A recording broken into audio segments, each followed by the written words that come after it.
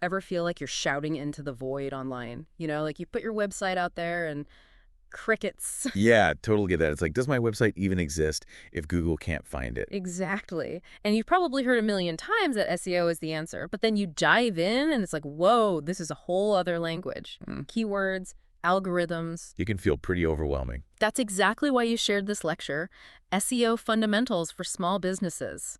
We're here to break it down. And even if you aren't, a tech expert or anything, this lecture has some really good stuff. Yeah, Anyone who wants more people to find them online should check it out. totally agree. This is for anyone who wants to be on that front page of Google, which reminds me, the lecture starts by making a point that seems obvious, but it's easy to forget why SEO even matters. Right. It says like 75% of people won't go past the first page of search results. Yeah, it's kind of like that saying, out of sight, out of mind. If you're not on page 1, you basically don't exist. Especially these days, people want instant gratification. No one's scrolling through pages and pages of results to find you. Nope. And the lecture makes a good point about that, especially for small businesses. This isn't just about getting your name out there. It's about leveling the playing field. SEO can be way more affordable than running ads all the time. It's a longer game, building up that organic traffic. So it's less about like instant results and more about building something that lasts. Exactly. And it does something else, too, having a high search ranking. It builds trust, right? It's like if Google says you're legit, you must be the real deal. Yeah, because Google wouldn't steer us wrong. So how do we unlock this SEO magic? The lecture talks about something called the SEO Trinity. Yeah, I like how they break it down. It's a good visual. Imagine baking a cake. You've got your ingredients, you need the recipe, and then you've got to make it look good, right? Okay, I can work with that. So on-page SEO, that would be like the ingredients. You got it. That's about making your website, optimized from the inside out. And it all starts with keyword research, figuring out what your people are actually typing into that Google search bar. The lecture gets into long-tail keywords. Those are longer, more specific phrases. So like instead of trying to rank for shoes, which is so broad, a small business might focus on like handcrafted leather boots for hiking. Exactly. You're narrowing it down to reach the people who are actually looking for what you offer. They had this example in the lecture, a bakery. They found way more success when they started targeting custom gluten-free birthday cakes in their area instead of just cakes. Okay, the riches are in the niches. So we've got our ingredients, our keywords, but now we need the recipe. That's where content comes in, right? Content is king. We hear that all the time. What does it actually mean for a small business owner, though? It means creating content that answers your ideal customer's questions.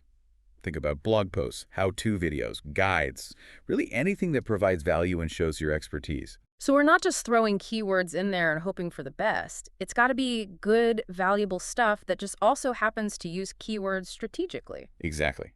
And speaking of strategy, the lecture also gets into optimizing title tags and meta descriptions.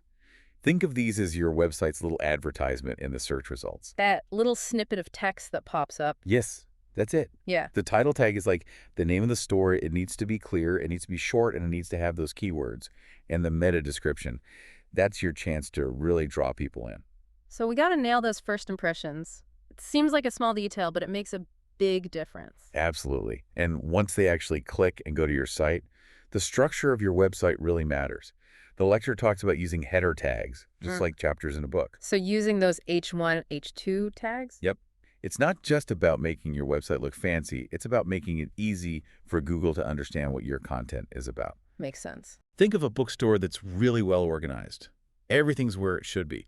A well-structured website, it helps both your readers and Google find what they need. So, okay, we've baked this amazing cake. We've put it in the window. It looks delicious. What's next? Now we got to invite people to the party. And that brings us to off-page SEO. This is the second part of that SEO trinity. Right. This is all about getting the word out there, building that reputation. Exactly. It's about what's happening outside of your website. And one of the best ways to do that is backlinks. They're basically like endorsements from other websites. So like if another website links to mine, it's like they're giving me a thumbs up saying, hey, this one's good. Exactly. And just like in real life, not all endorsements are equal, right? The lecture makes a good point about this, quality over quantity when it comes to backlinks. Okay, so what's the difference between like a really good backlink and one that's, I don't know, not as valuable? Okay, say you've got that jewelry business. Handcrafted stuff, right? a high-quality backlink. That could be a popular fashion blog featuring your work. Or maybe a craft website that lists you as a recommended seller. Something like that. Those would definitely catch my eye. Yeah, exactly. Whereas a low-quality backlink, that might just be like a random comment on some forum that's not even related to jewelry. It doesn't hold the same weight. So we want to build those relationships with websites that actually make sense for my business. It's like networking, Yeah. but online. Yeah. And this is where social media comes in. Now, the lecture points out social media isn't a direct ranking factor, but it's still super important. It helps you connect with potential customers, connect with other people in your field. Right. Even if someone doesn't click through to my website from a social media post, it still gets my name out there. Exactly. It's all about building that buzz. And the more people who know about you, the more likely you are to get those organic backlinks too. It all kind of snowballs. What about online reviews? Those feel important too. I mean, I know I look at those all the time. Oh, they're huge, especially for local SEO. The lecturer really stressed that. Think about it. You're looking for, say, a restaurant near you. What do you do? Check the reviews for sure. See what other people are saying. Exactly. Those good reviews, they're social proof. They show potential customers that you're the real deal. People like what you're doing. Like digital word of mouth. Okay, so we've got the on-page, making our website awesome. We've got the off-page, shouting about it from the rooftops. What's the third part of the SEO trinity? This is where we get a little bit more technical. It's Yeah. about making sure everything behind the scenes is running smoothly. It's technical SEO. So like less about the cake and more about, I don't know, making sure the oven is working. Perfect analogy. Accurate. And a big one the lecture mentions here is website speed.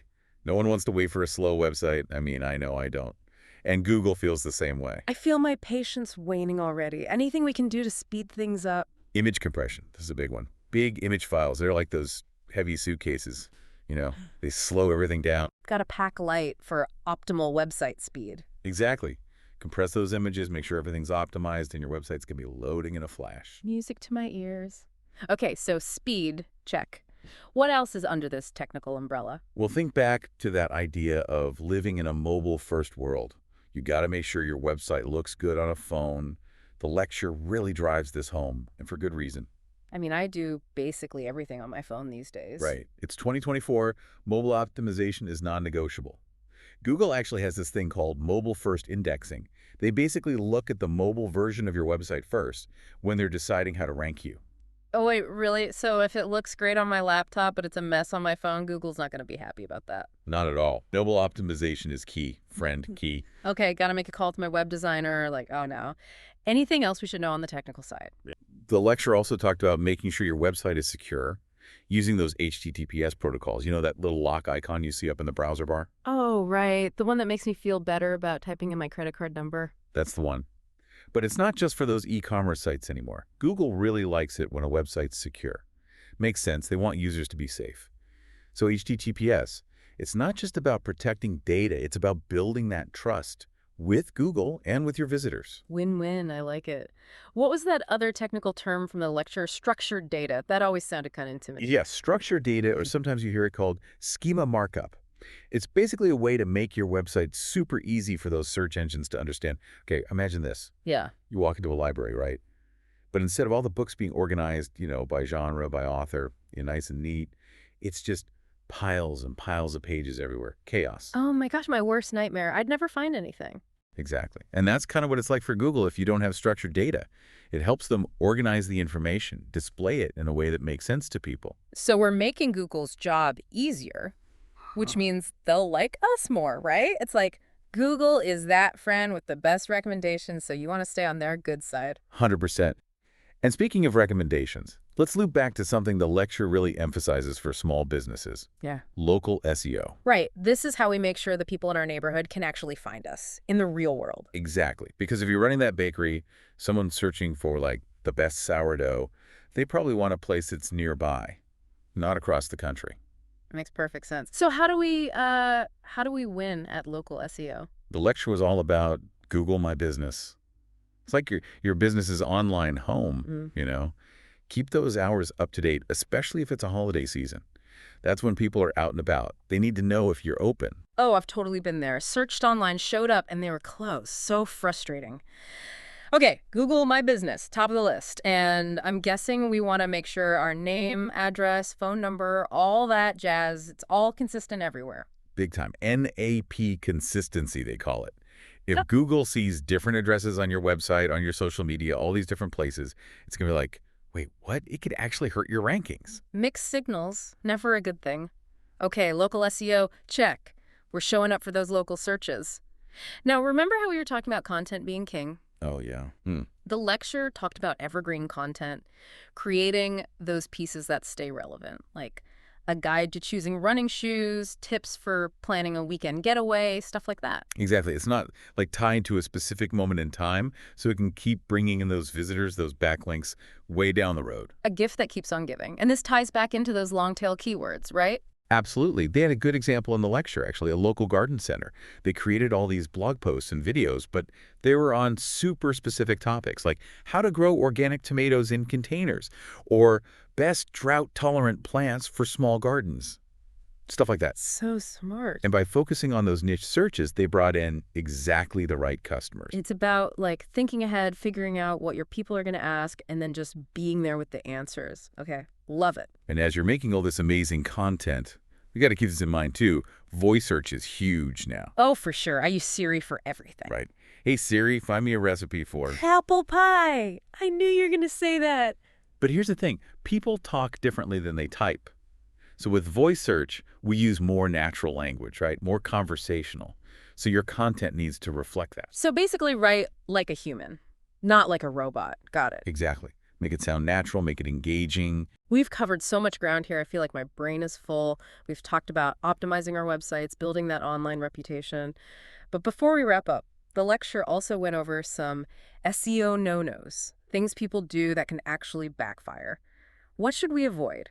Well, we've said it like a million times, but seriously, if you haven't made your website mobile friendly yet, do it now. It's 2024. Your website has to look good on a phone. It's non-negotiable at this point. Okay, what else? What else should set off our alarm bells? Keyword stuffing. We've all been tempted, right? Hmm. Cram as many keywords as possible into a post and hope for the best. But Google's smarter than that. Instead of trying to trick the system, focus on quality. Your content, it should sound natural, should be genuinely helpful, and yeah, it should use keywords, but in a way that makes sense. Quality over quantity, just like Yep. with backlinks. Okay, got it. What about those terms, white hat and black hat SEO? Ah, yeah. The lecture touched on this a little bit. White hat is all about doing things the right way, following Google's guidelines, ethical SEO. Black hat, on the other hand, it's like taking a shortcut. It might work in the short term, but it can get you penalized down the line. So we stay away from the dark side. Got it. Exactly. Stick with the white hat, focus on that good content, and be patient. SEO is a marathon. It's not a sprint. Very true. So for our listeners who are like ready to roll up their sleeves and tackle their SEO, what are some of the key things they should focus on? What can they do like today? Number one, think like your customer. What are they searching for? What problems are they trying to solve?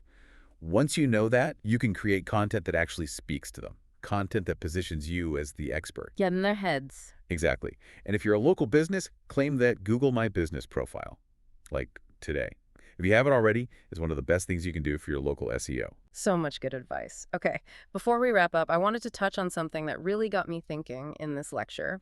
They talked about AI and the future of SEO, Google's BERT update, all of that. Yeah, BERT was big, for sure. And honestly, that's just the beginning. AI is changing everything about how we search online. It's kind of wild to think about, honestly. It feels like a whole new frontier. So for everyone listening, here's something to ponder. How else might AI change SEO in the coming years? What does the future hold? It's going to be an exciting ride, so buckle up.